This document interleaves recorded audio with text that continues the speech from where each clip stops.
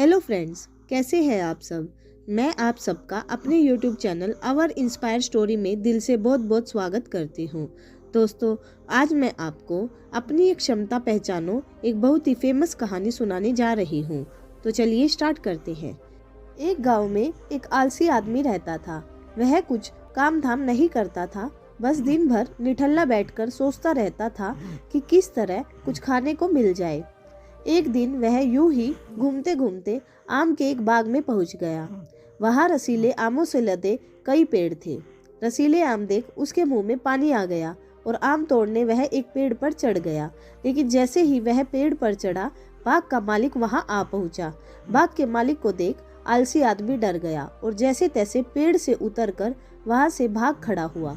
भागते भागते वह गांव में बाहर स्थित जंगल में जा पहुंचा। वह बुरी तरह से थक गया था, इसलिए एक पेड़ के नीचे बैठकर सुस्ताने लगा। तभी उसकी नजर एक लोमड़ी पर पड़ी।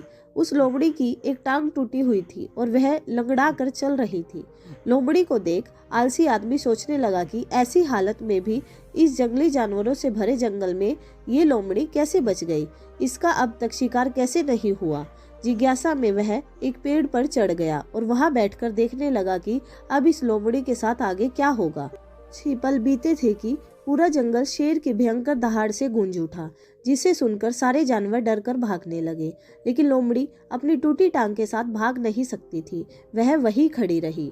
शेर लोमड़ी के पास आने लगा। आलसी आदमी ने सोचा कि अब शेर लोमड़ी को मारकर खा जाएगा, लेकिन आगे जो हुआ वह कुछ अजीब था। शेर लोमड़ी के पास पहुंचकर खड़ा हो गया। उसके मुंह में मांस का एक टुकड़ा था, जिसे उसने लोमड़ी के सामने गिरा दिया। लोमड़ी इम्तिमान से मांस के उस टुकड़े को खाने लगी। थोड़ी देर बाद शेर वहां से चला गया। यह घटना देख आलसी आदमी सोचने लगा कि भगवान सच में सर्वे सर्वा है। उसने धरती के समस्त प्राणियों के लिए, चाहे वह जानवर हो या इंसान, खाने पीने का प्रबंध कर रखा है। वह अपने घर लौट आया। घर आकर वह 2-3 दिन तक बिस्तर पर लेटकर प्रतीक्षा करने लगा कि जैसे भगवान ने शेर के द्वारा लोमड़ी के लिए भोजन भिजवाया था, वैसे ही उसके लिए भी कोई न कोई खाने पीने का सामान ले आएगा। लेकिन ऐसा कुछ भी नहीं हुआ। भूख से उसकी हालत खराब होने लगी। आखिरकार उसे घर से बाहर निकलना ही पड़ा। घर के बाहर उसे एक पेड़ के नीचे बैठे हुए बाबा दिखाई पड़े। वह उनके पास गया और जंगल का सारा वृत्तांत सुनाते हुए वह बोला, बाबा जी, भगवान मेरे साथ ऐसा क्यों कर रहे हैं?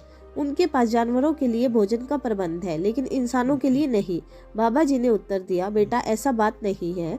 भगवान के पास सारे प्रबंध है, दूसरों की तरह तुम्हारे लिए भी। लेकिन बात यह है कि वे तुम्हें लोमड़ी नहीं शेर बनाना चाहते हैं।